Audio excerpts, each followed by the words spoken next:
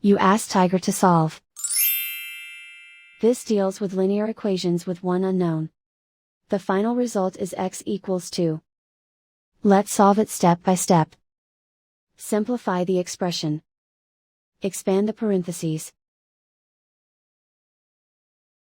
Multiply the coefficients. Simplify the arithmetic. Group like terms. Combine like terms. Group all x terms on the left side of the equation. Subtract x from both sides.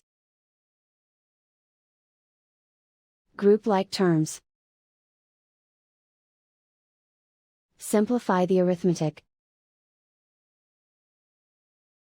Group like terms. Simplify the arithmetic. Group all constants on the right side of the equation. Add 8 to both sides. Simplify the arithmetic.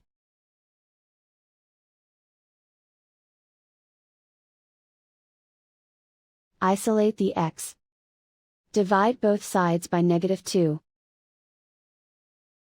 Cancel out the negatives. Simplify the fraction.